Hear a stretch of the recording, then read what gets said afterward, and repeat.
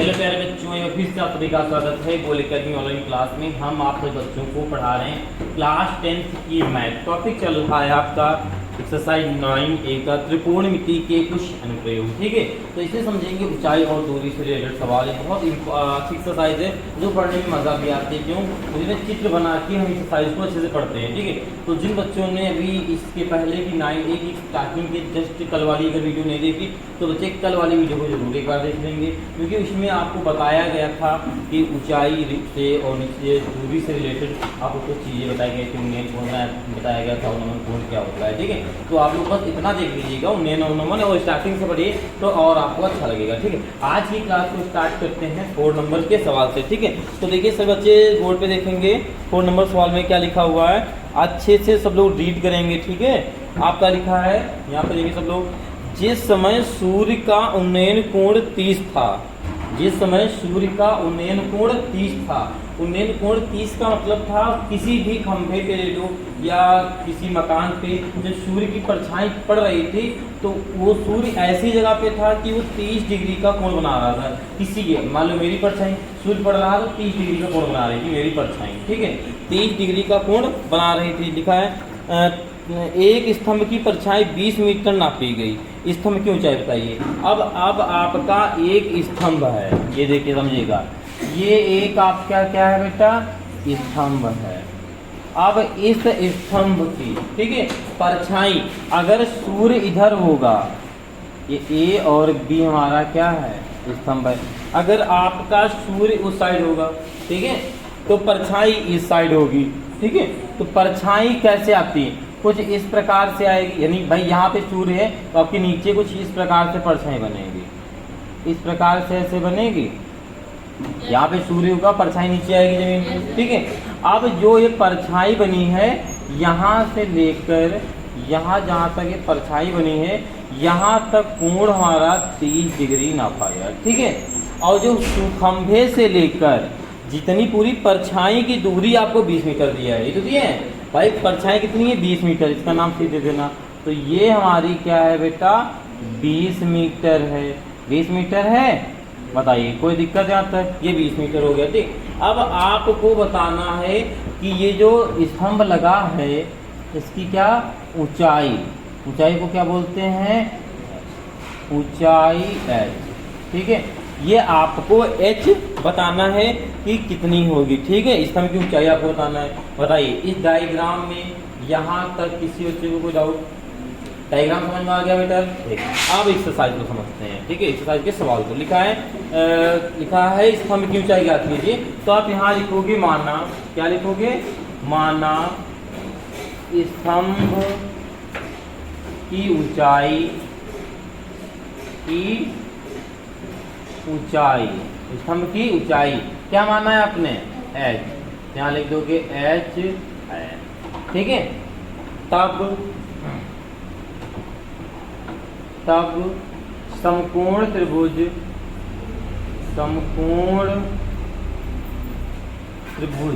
क्या लेंगे, त्रिभुज CAB। तो यहाँ पे हो जाएगा आपका CAB से। ठीक है, यहाँ पे क्या हो जाएगा आपका tan थीटा में कितना है, 30 डिग्री। यही तो है भाई, ये आपका लंब और ये आपका आधार। लंब आधार tan में होता है, ये हमने बताया था। tan क्यों ले रहे हैं, पता है क्यों ले रहे हैं, क्योंकि लाल बटे जो कक्का होता है आपका बेटा, जो लाल बटे कक्का होता है आपका, उसमें यहाँ पर आपका tan आता है। ये तो आता है भाई, यहाँ पर ही तो आपका tan थीटा आता है। तो tan लंब बटे आधार, भुजा कौन सी दे रहा है, एक लंब दे रहा है एक आधार दे रहा है। तो लंब आधार ओनली tan में दे रहा है, तो tan का ही क्यों करेंगे। कॉट में भी दे रहा है, लेकिन कॉट का क्यों करें, tan की कर सकते हैं, कॉट कर सकते हो, आप पर डिपेंड करता है। ठीक है, तो tan के बराबर क्या होता है आपका, लंब बटे आधार। तो लंब में बेटा क्या है आपका, लंब में h है, एक वेरी गुड, और आधार में कितना है, 20 है। ठीक है, अब tan 30 का मान कितना होता है, 1/√3। ठीक है, 1/√3 tan 30 का मान, क्यों भूल जाते हो क्या, 1/√3। ठीक है, और ये हो गया अपना h/v, गुणा कर कराएंगे, इसका इससे गुणा हो जाएगा, क्या हो जाएगा √3h बराबर 20। ठीक है, अब h बराबर गुणांक हमेशा नीचे आ जाता है, √3 नीचे आ जाएगा या नहीं आ जाएगा। ठीक है, आप जो क्या करना है, नीचे रूट लिखते नहीं है तो ये 20, ये आपका जो लिखा हुआ है 20 और ये √3 ऊपर नीचे गुणा करा देंगे। ठीक है, ऊपर नीचे गुणा करा देंगे तो ये आ जाएगा h बराबर कितना आ जाएगा 20 √3 बटे 3। ओके, √3 का गुणा हो जाता है, रूट कर जाता है और क्या बचता है 3 बचता है। ठीक है, आप कुछ और करेंगे, कट रहा है आपका, कट रहा है या नहीं कट रहा है? 3 से 20 को काट सकते हैं, नहीं काट सकते ना, तो आप यहीं पर इसका आंसर लिख देंगे। ठीक है, कट रहा होगा तो काट देंगे। ठीक है, कोई समस्या है अब तक किसी बच्चे को, कोई समस्या नहीं समस्या तो क्या आप लोग जल्दी से नोट कर लीजिए। ओके बेटा, आप देखते हैं सवाल नंबर आपका 5। ठीक है, देखिए 5 नंबर सवाल में आपसे कह रहा है, बहुत अच्छा कुछ कह रहा है, देखिएगा अच्छे से देखिए। यदि एक मीनार की छाया, चलो पहले मीनार बना लेते हैं। आजकल हम लोग बहुत अमीर हो गए हैं, मीनार बनाने लगे हैं, घर बनाने लगे हैं। क्यों? ए बी हमारी ये मीनार, ठीक है ना ए बी मीनार है। आप देखो इसको थोड़ी अच्छे लैंग्वेज से देखिएगा। ठीक है, लिखा है ए बी मीनार है। ठीक है, मीनार को हमने मान लिया ए बी मीनार है। ठीक है, आगे लिखा है उसकी लंबाई। ठीक है, किसकी लंबाई? मीनार की। ठीक है, उसकी लंबाई √3 गुनी है। ठीक है, किसकी लंबाई? इसकी लंबाई जो है मीनार की छाया, पहले समझ फिर से एक बार पढ़ेगा। यदि मीनार की छाया कहाँ होगी? पहले यहाँ नीचे होगी। जो ये छाया है आपकी नीचे, ये छाया है, ये मीनार की जो भी होगी ऊंचाई इसकी गुनी है, √3 गुनी है। तो हमने माना यहाँ पे क्या, सबसे पहले माना जो मीनार की जो ऊंचाई है वो क्या होगी? h है। ठीक है, इसको h मान लिया। अब कहा है इन दोनों की गुनी है, तो गुनी का मतलब होता है गुना, तो √3 गुनी, तो √3 और गुना किससे कराएंगे? h से। ठीक है, ओके। अब यहाँ पे आप देखो, इसको यहाँ से ऐसे मिला दीजिएगा, ऐसे इसको ये मिला दिए। ठीक है, ABC नाम दे दीजिएगा। ठीक, अब आगे कह रहा है √3 गुनी है तो उन्नयन कोण ज्ञात कीजिए। उन्नयन कोण यानी यहाँ पे आपका बनेगा उन्नयन कोण, यानी आपको यहाँ पे थीटा का मान ज्ञात करना है कि थीटा का मान कितना होगा। ठीक है, तो आइए देखते हैं, मार्केट में गए। ठीक है, देखो आप देखो, तो यहाँ पे सबसे पहले लिखोगे माना मीनार की बात कर रहा है। ठीक है, तो माना मीनार की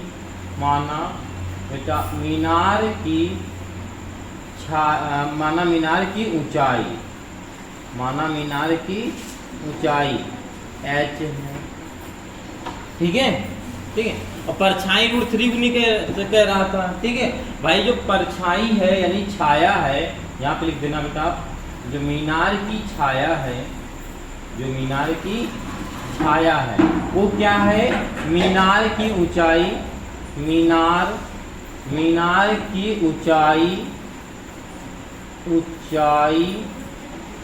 की h की √3 गुनी है। तो इसको सॉल्व करेंगे तो क्या आएगा? √3h आएगा, तो आपके मीनार की छाया 3√h आएगा। ठीक है, अब आपसे कहा है थीटा ज्ञात कीजिए, तो आपको यहाँ पे लंब दे रहा है, आधार दे रहा है। लंब आधार आपका tan में होता है, तो यहाँ पे आप लिखेंगे लिखता है tan थीटा में थीटा ही दे रहा है। ठीक है, लंब में h दे रहा है, नीचे दे रहा है √3h। बताइए कोई डाउट यहाँ तक? किसी बच्चे को कोई डाउट यहाँ तक? तो यहाँ पर बताया करिए डाउट है या नहीं है। नहीं है तो बताओ नहीं है, तो यहाँ पर हो जाएगा आपका बेटा tan थीटा बराबर 1/√3 हो जाएगा। ठीक है, अब यहाँ पर tan थीटा 1/√3 इसका मान होता है tan में 30 का होता है। ठीक है, तो यहाँ पे लिख देंगे आप tan थीटा ऐसे ही, और यहाँ पे लिख देंगे tan 30 का मान, ये tan 30 का मान होता है 1 tan इधर कट जाएगा, थीटा बराबर क्या बचेगा? 30 डिग्री। तो आपको बोला गया था उन्नयन कोण क्या होगा? 30 डिग्री। तो यहाँ पे लिख दीजिएगा अतः उन्नयन कोण उन्नयन कोण 30 डिग्री, ठीक है होगा। बताइए चित्र में या किसी चीज में कंफ्यूजन कोई? ठीक है, जो चित्र ने इतना बोला है बस फिर से अगर चित्र देखना चाहिए देख लीजिए। बोला है मीनार की छाया, मीनार की छाया √3 गुनी है, तो मीनार को हमने h मान लिया, ऊंचाई h होती है, गुना करा दिया 3, छाया हमारी निकल आई, इससे आप निकाल देंगे। ठीक है, तो ओके, आप लोग 5वें नंबर सवाल को नोट कर लीजिए जल्दी से, फिर देखते हैं। ओके बेटा, चलिए देखते हैं सवाल नंबर आपका 6। देखिएगा यहाँ पे देखिएगा, कहाँ देख रहे हैं, कहाँ निगाहें हैं आपकी, बुक में हो चाहिए। ठीक है, पता नहीं का कौन से ख्याल में खो रहा था ये सब बच्चा। नंबर 6 सवाल लिखा है सूर्य के प्रकाश में 45 मीटर ऊंचाई। जब हम सवाल पढ़ाएं तो बोर्ड पे होनी चाहिए निगाहें, बिल्कुल सवाल पढ़ने में ही होनी चाहिए। ठीक है, तो जब तक लैंग्वेज इसकी नहीं समझोगे सवाल नहीं समझ में आएगा, लैंग्वेज समझ गए सवाल आ गया। ठीक है, तो आपका लिखा है सूर्य के प्रकाश में 45 मीटर ऊंची ऊर्ध्वाधर मीनार। अच्छा, ऊर्ध्वाधर देखो, आपका ऊर्ध्वाधर ऐसे होता है, क्षैतिज आपका ऐसे होता है, ये पता होगा सबको। ठीक है, पता है, ठीक है ओके। तो ऊर्ध्वाधर एक आपकी क्या है बेटा, आपकी ऊर्ध्वाधर क्या है, आपकी मीनार है। तो यहाँ पर एक ऊर्ध्वाधर हम लोग मीनार बना लेते हैं, ये मीनार बन गई, ऊर्ध्वाधर मीनार बन गई।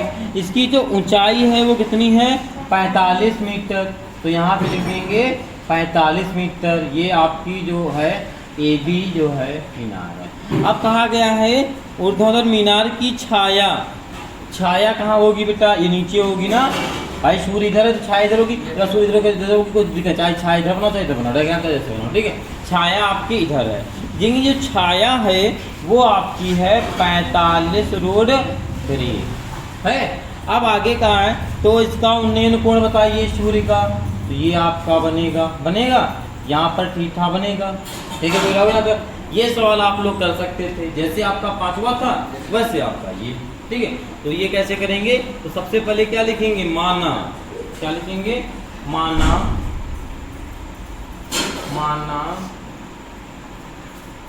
सूर्य का उन्नयन कोण थीटा है, माना सूर्य का उन्नयन कोण थीटा है। तो आपका क्या हो जाएगा, आपका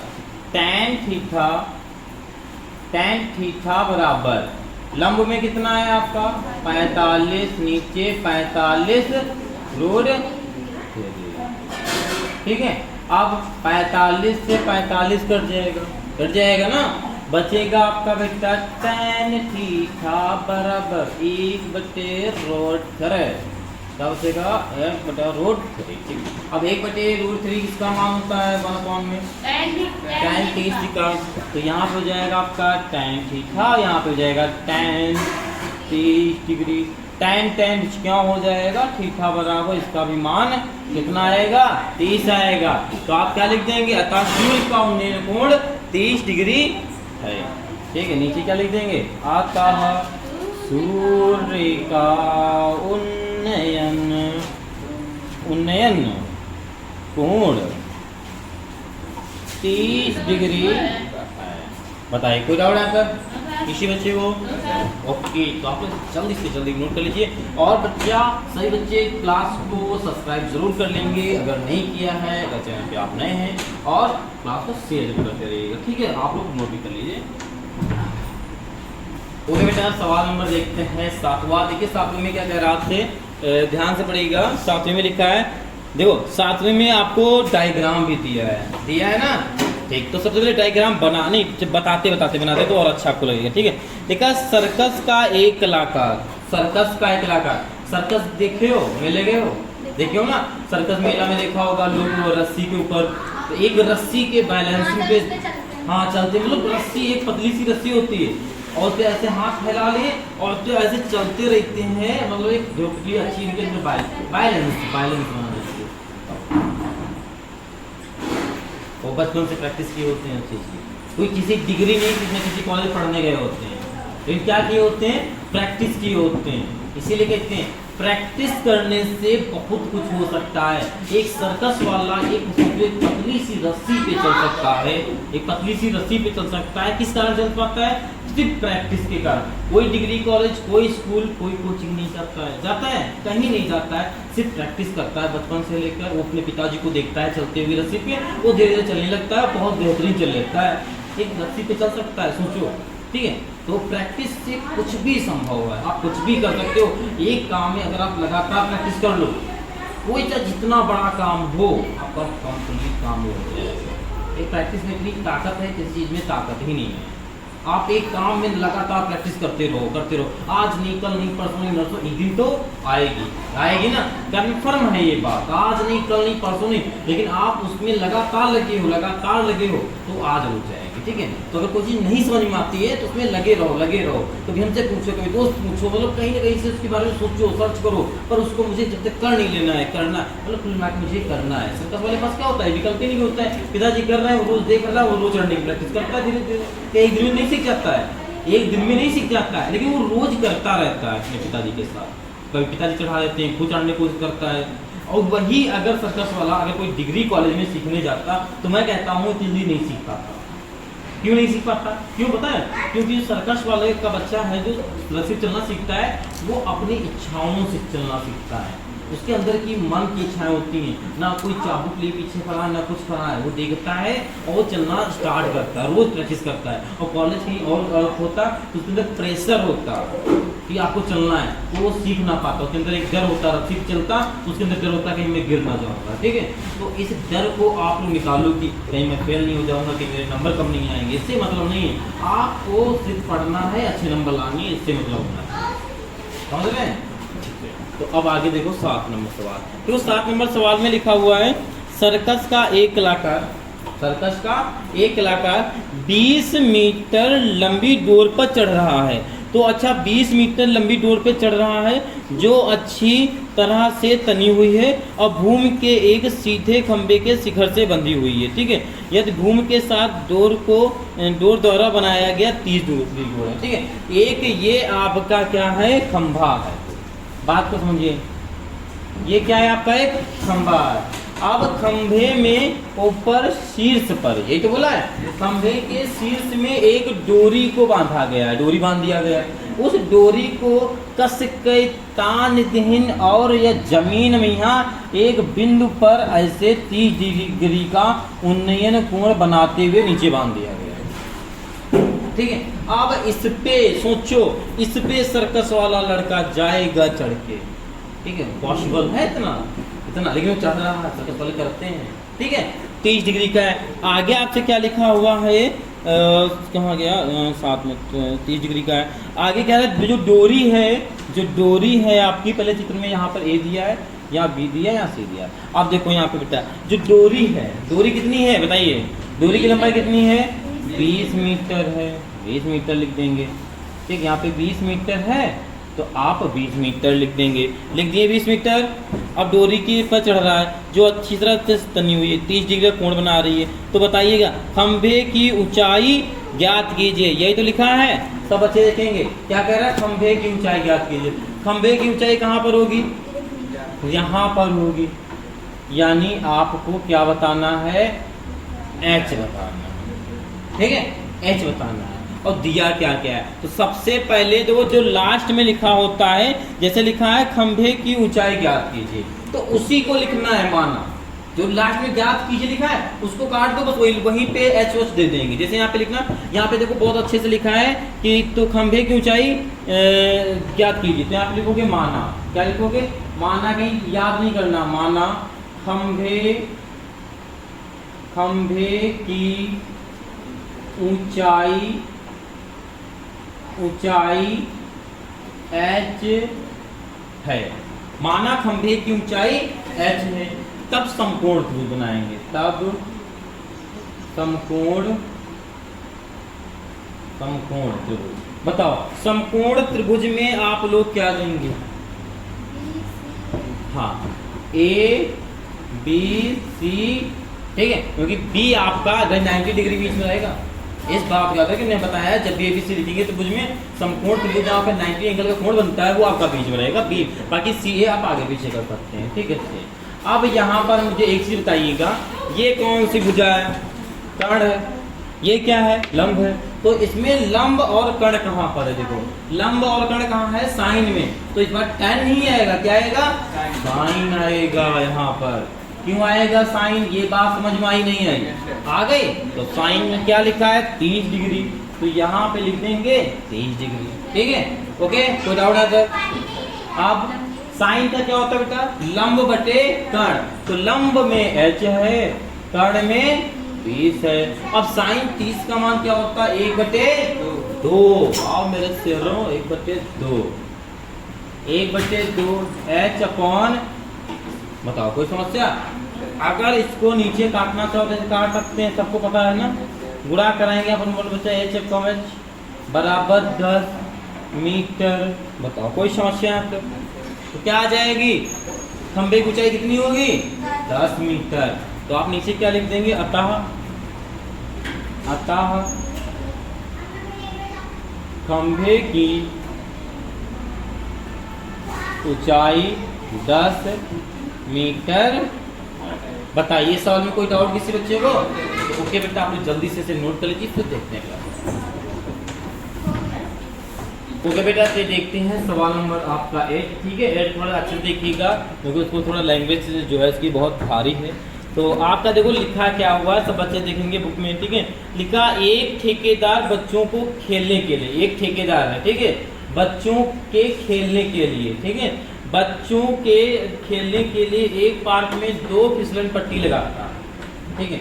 2 फिसलन पट्टी हुआ, मेला गए वहाँ पे देखो बच्चों की फिसलन पट्टी। अब तो शादी बरात में लगा अंदर हुई है। हाँ, हम देखा रहे शादी में, वहाँ भी बच्चे खेलने के लिए फिसलन पट्टी लगी हुई है, बच्चे चढ़ के जाते हैं। तो मेला में वैसा लगा हुआ है। फिसलन पट्टी आपकी ऐसे लगी हुई, मतलब 2 लगी हुई है। एक आपकी फिसलन पट्टी यहाँ पे लगी है, फिसलन पट्टी यहाँ पे लगी, 2 जगह लगी है, ठीक है। अब आगे देखो 2 लगी, मतलब 2 लगी है, ठीक है। आगे लिखा 5 वर्ष से कम उम्र के बच्चों के लिए ऐसी फिसलन पट्टी लगी है जिसका शिखर 1.5 मीटर है। जो 5 वर्ष के बच्चे हैं, जो मेला जो वहाँ गए हैं जो फिसलन पट्टी पे, वो जो 5 वर्ष से कम है उनके लिए सिर्फ छोटी लगाई गई है, यानी 1.5 मीटर लगाई है। और भूमि से लगाएगी ना भाई, ऐसे लगी होगी फिर ऐसे होगी तो भूमि से जुड़ी होगी ना। तो 30 डिग्री का कोण बना रही है। कितना बना रही है? 30 डिग्री का कोण बना रही है। आगे लिखा है जबकि इससे अधिक उम्र के बच्चों के लिए, इससे अधिक उम्र के, जैसे हम लोग भी यूज कर सकते हैं, हम लोग भी फिसलन पट्टी कर सकते हैं भाई, 5 वर्ष से बड़े नहीं हैं, ठीक है। 5 वर्ष से अधिक उम्र के बच्चों के लिए आप लोग भी जा सकते हो 3 मीटर की ऊंचाई का, ठीक है, फिसलन पट्टी लगाता है। हाँ, जो भूमि से 60 डिग्री का कोण बनाती है। प्रत्येक स्थिति में फिसलन पट्टी की लंबाई बताइए, मतलब प्रत्येक स्थिति में फिसलन पट्टी जो है, फिसलन पट्टी की आपको लंबाई बतानी है कितनी है, ठीक है। तो सबसे पहले देखो डायग्राम, देखो अच्छे से डायग्राम समझ में आ गया तो आ जाएगा, ठीक है। तो आप यहाँ पे देखेंगे सबसे पहले क्या करता है, ये ऐसे देखो फिसलन पट्टी, ये देखो पीछे वाला बैकग्राउंड होगा। फिसलन पट्टी आपकी यहाँ से ऊपर से बांधेगा, ऐसे बांधेगा भाई, ऐसे बांधेगा। बच्चे यहाँ से खिसक से नीचे आते हैं, ये थे। जो ऊंचाई है इसकी, ऊंचाई ए और इसका नाम बी दे देना इसका, ठीक है। जो ऊंचाई है पहले वाले की कितनी है, सब लोग 1.5, तो इसकी ऊंचाई कितनी होगी? 1.5, ठीक है। अब देखो, अब आपको बताना क्या है, फिसलन पट्टी की लंबाई। तो फिसलन पट्टी की लंबाई को L मान लेना, ठीक। इसको क्या मान लिया आपने? L। तो यहाँ पे लिखना, ठीक है, L मान लिया। कोई डाउट है आप तक किसी बच्चे को? ठीक है, L मान लिया। अब यहाँ पे लिख देना आप लोग, क्या लिख देंगे? 5 वर्ष से कम उम्र बच्चों के लिए, ठीक है। यहाँ सबसे पहले 5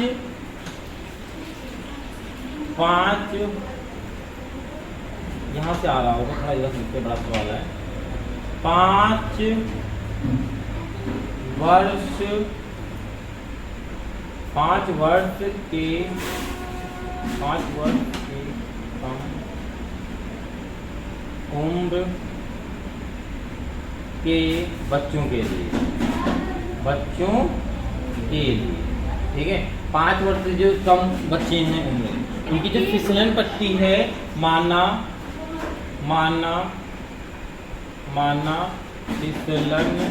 फिसलन पट्टी कितनी है, फिसलन पट्टी की लंबाई L है। बताओ कोई डाउट है यहाँ तक? ठीक है। अब यहाँ पे देखो, यहाँ पे और यहाँ पे देखो कोण जो बना रहा है भूमि से कितना बना रहा है, 30 डिग्री का बना रहा है। जो पहली फिसल पट्टी लगाई है उसकी लंबाई 1.5 है। ठीक है। कोण भूमि से बना रहा है 30 डिग्री का, उन्हें कोण बना रहा है और आपको L बताना है। तो यहाँ पे लंब और कर्ण की बात कर रहा है। लंब कर्ण कहाँ होता है, साइन में। तो यहाँ पे लिख देंगे समकोण त्रिभुज। क्या लिख देंगे आप लोग, पहले लिख देना समकोण त्रिभुज। समकोण त्रिभुज क्या है आपका, CAB से। ठीक है। तो क्या हो जाएगा आपका बेटा,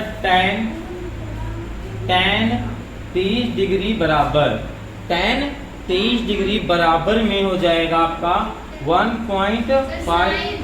अच्छा हाँ, यहाँ पे साइन होगा, वेरी गुड, क्योंकि लंब बटे कर्ण की बात कर रहा है। गुड। साइन 30 डिग्री बराबर और यहाँ पे क्या हो जाएगा, L। ठीक है। साइन 30 का मान होता है 1/2, 1.5 नीचे L। फिर गुणा कराएंगे, इसमें L का 1 कराएंगे, L आ जाएगा। ठीक है। इसका कराएंगे 2 पंचे 10, 2 1 2 1 3, यही तो आएगा। एक संख्या और पॉइंट एक बाद पॉइंट लगा देंगे तो क्या आ जाएगा, 3। 5 बाद 0 लिखते नहीं तो क्या आ जाएगा, 3 मीटर। ठीक है। तो जो पहली फिसल पट्टी उसने बनाई है उसमें जो रस्सी जो ऐसे बनी हुई है कितनी है, 3 मीटर की है। कोई डाउट आता है? अब इसी प्रकार दूसरा देखते हैं जो 5 वर्ष से अधिक बच्चों के लिए है। ठीक है। तो वहां पर भी देखो डायग्राम आपका ऐसे बना होगा। ठीक है। थोड़ा सा ये बड़ा होगा, बस यही डिफरेंट होगा, है ना। ये थोड़ा सा इसको बड़ा कर देना। ठीक है। ठीक है, थोड़ा सा बड़ा कर देना। ये हो गया आपका A बेटा, ये हो गया B और ये हो गया आपका C। ठीक है। अब देखो ये जो लगी है 5 वर्ष के लिए, इसकी लंबाई कितनी है, बताइए कितनी लंबाई है, 3 मीटर है। तो यहाँ पे आप क्या लिख देंगे बेटा, 3 मीटर। ठीक है। आपको फिसलन पट्टी की लंबाई ज्ञात करना है। ठीक है। यहाँ पे जो भूमि से जुड़ा हुआ है वो 60 डिग्री का कोण बना रहा है, यही जो लिखा हुआ है। तो अब यहाँ पर आप लोग लिखेंगे, क्या लिखेंगे, 5 वर्ष। आप यहाँ पे लिखेंगे इस वाले चित्र में 5 वर्ष के अधिक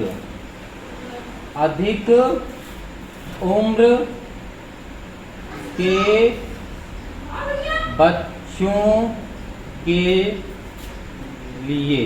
ठीक है। माना फिसलन पट्टी यहाँ पे नाम नहीं रखते हैं, फिसलन। ठीक है। फिसलन पट्टी की लंबाई, फिसलन पट्टी की लंबाई L है, बताइए। ठीक है। अब यहाँ पर भी साइन रहेगा क्योंकि लंब और कर्ण की बात कर रहा है। तो यहाँ पे साइन क्या रहेगा, 60 डिग्री बराबर 3 और नीचे क्या हो जाएगा। ठीक है। साइन 60 का मान क्या होता है, √3/2 बराबर 3। गुणा कराएंगे तो क्या हो जाएगा, √3L बराबर 6। ठीक। तो L बराबर आ जाएगा 6/में √3, ये आ जाएगा। अच्छा √6 लिख दिए हैं, सॉरी, √3। ठीक है। √3। अब रूट में नीचे संख्या लिखते हैं तो क्या करेंगे, ऊपर नीचे गुणा। तो ये हो जाएगा L बराबर 6 हो जाएगा √3 गुणे में √3 और नीचे भी ये हो जाएगा। तो L बराबर आ जाएगा 6 √3 का गुणा क्या होगा, 3। डिस्काउंट कर देंगे, 2 बचेगा क्योंकि 3 दूना 6 होता है। तो L बराबर आ जाएगा 2√3 मीटर। ठीक है। तो आपके इसमें कितनी पट्टी लगी होगी, 2√3 मीटर इसमें लगी होगी। ठीक है। कोई डाउट इस सवाल में, किसी प्रकार का कोई डाउट आ गया समझ में, आ गया, वेरी गुड, आ रहा है सारे सवाल समझ में। तो ओके बेटा, आप लोग इसे नोट कर लीजिए। ठीक है। आप लोग इसे नोट कर लीजिए क्योंकि टाइम हो रहा है, 5 मिनट बचा हुआ है। ठीक है। आप लोग नोट करते ना, उसमें टाइम चला जाता है ना। तो आप लोग इसे नोट कर लीजिए। मिलते हैं कल की क्लास में, जिन और सारे बच्चे इस बात का विशेष ध्यान रखेंगे, वो नोट्स जरूर बनाते हुए चलेंगे। ठीक है। ये आपके लिए फायदेमंद होगा। बाकी आपके लिए तो यूट्यूब वीडियो अपलोड हो ही रहे हैं, अगर नहीं भी बनाएंगे तो भी जो सवाल नहीं आएगा तो आप जाके देख सकते हैं। आपके लिए सुविधा तो बहुत सारी है, पढ़ना स्टार्ट तो कीजिए एक बार। ठीक है। तो ओके, आज की क्लास में मिलते हैं कल की क्लास में 9 नंबर के सवाल से नए अंदाज में। ठीक है। ओके, आज के लिए इतना ही, जय।